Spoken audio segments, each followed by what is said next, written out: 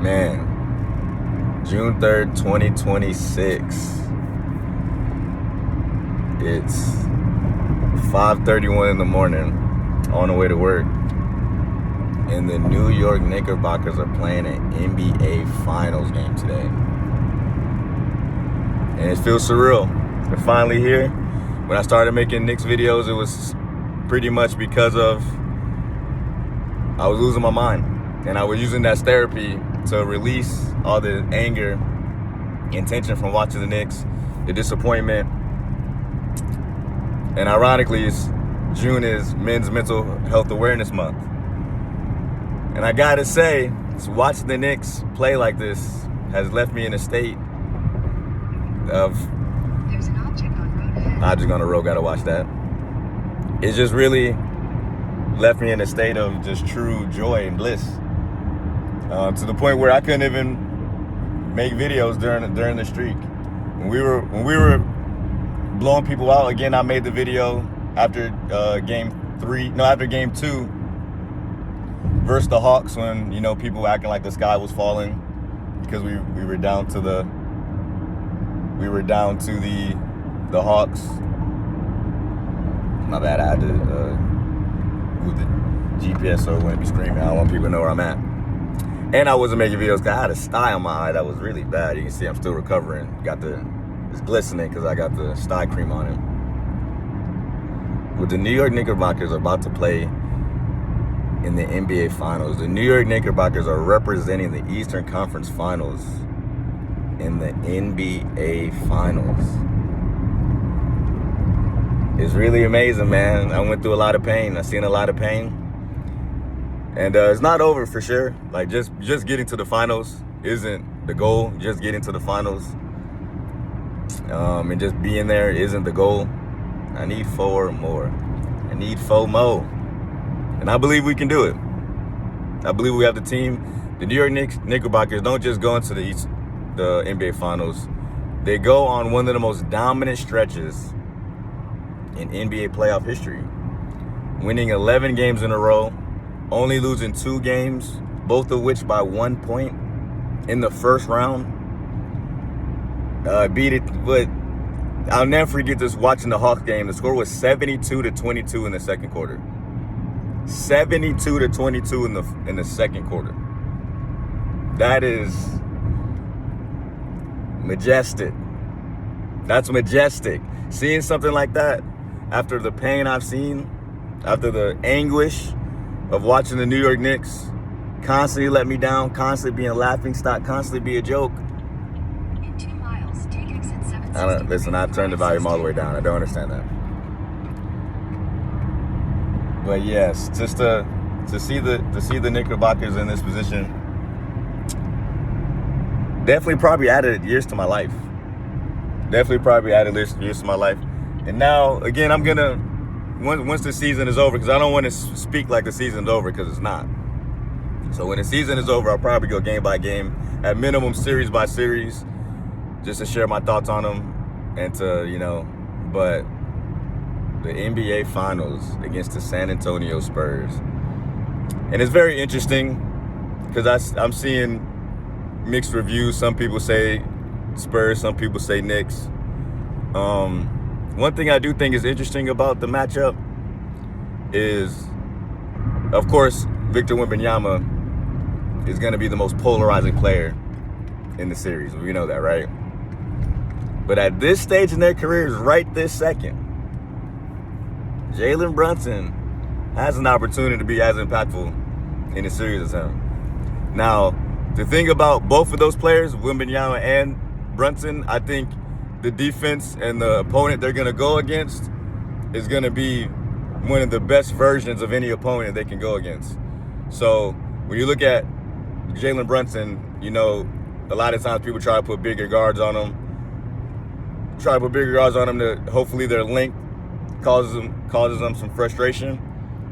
And because really he's about as small as any guard in the league, so you're not going to put anybody smaller on him. So a lot of times you put bigger guys on him. And I know the Cavs had Dean Wade on him. I can't remember who 76ers was putting on him. But anyway, they try to put a bigger guard on him. the thing with the Spurs, not only do they have a bigger guard in Castle, he's defensive minded, and he's an elite defender as well as elite athleticism. So he'll be able to not only match Jalen Brunson's quickness, but he's taller than him, so he'll be able to cause some length issues. That's funny, with Jalen Brunson. So that is a tough matchup. Then they got other defenders. They got Harper, who's a dog. Saw him in the McDonald's All-American game. He's a dog. De'Aaron Fox ain't a scrub. Still got quickness still. I don't know how the ankle's feeling, but he only hasn't missed a game since the 2 games he missed. So he's presumably back healthy. Kobe Bryant is another guy. Just they got a lot of athletic, 6'5" guards around 6'5" that are defensive minded, that can move their feet, that are athletic, that could give Jalen Brunson some issues. This is going to be the first time someone has really the full defensive package versus Brunson, where it's not just height or just speed or just strength.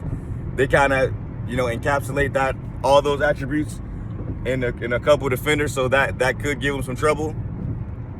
And then on the other side, Wembanyama, it's easy to say, oh yeah, he's going to dominate. He's a great player. He's going to dominate the series.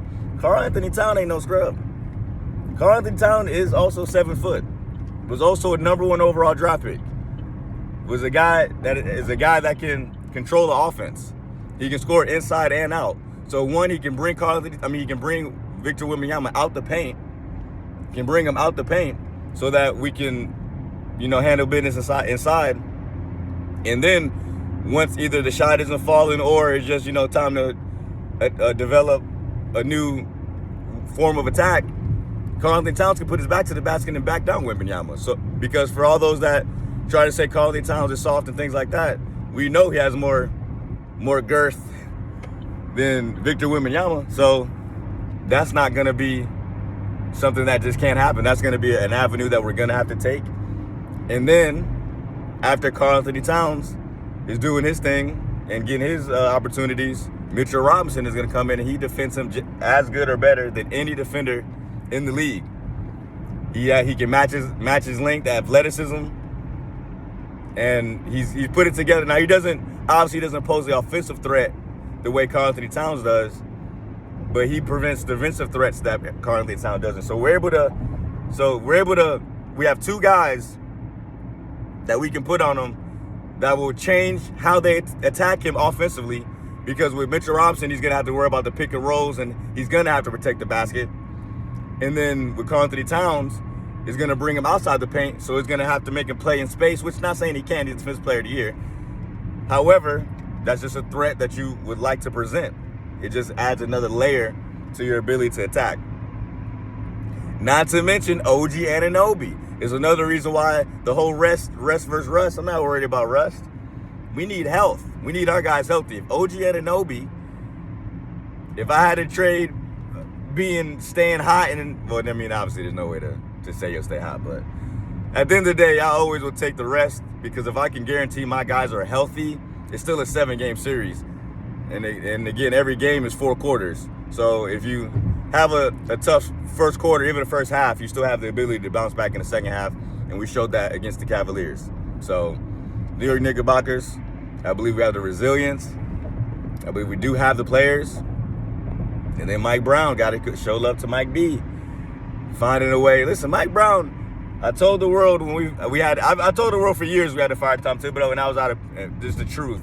It wasn't any malice. I do believe Tom Thibodeau brought us back to grace. Him and Julius Randle, for the record. I think the two of them are a big part of the reason that the Knicks are in the finals today. That being said, their departure was necessary for us to get to the finals today. And that's with all due respect. Tom Thibodeau, I don't believe he would have took this same team to the finals. And again, we don't got to compare. I don't have to keep bringing up his name. Let me just, instead of bringing the negatives of Tom Thibodeau, let me just say why I do believe Mike Brown was able to do what he did. So Mike Brown started with the coaching tree of the Spurs. Talking about a full circle moment. He started with the Spurs, later ventured off, coached LeBron James, coached Kobe, was on the coaching staff with the Warriors when when Steve Kerr was down with injury because he got hurt or had to miss some time, he stepped up and was the coach. I believe, and that was Luke Walton that went on that crazy run. But then he goes to the Kings, gives them the first playoff berth in 23 years, things like that. Revitalizes the team. But actually, the thing about what he did with the Kings that was most impressive to me, that led me to be really confident in his abilities, was the fact that I want to say I saw a stat that about 10 players on the Kings that year had career highs and or averaged double digits. And it just like, man, it just showed that he was utilizing the full team. He was utilizing the full bench, which was exactly what we needed. I believe in the past, the New York Knicks fell short in the playoffs due to the fact that we didn't utilize our full team. We leaned on a certain group, and when that group didn't work, it was boom or bust. It was them or bust. It was never going to, in the past, I don't want to say any names because, again, I want to resist. But I'm happy to see a Landry Shamet go 11 for 12 in the conference finals. I don't think he would have had the opportunity in the past. Seeing guys just, I got it. Mikal Bridges, if he plays like this, plays anywhere in the realm of this, we're going to win. We're going to win because we know we can believe from Jalen Brunson. We know we believe we can forgive Karl Anthony Towns. Even OG Anunoby to an extent. He's a consistent player, going to give you about 16. Now, I definitely hope it's closer to 18, 20, 21. That would definitely put us in a greater chance to win. But if Mikal Bridges is shooting, it's too early.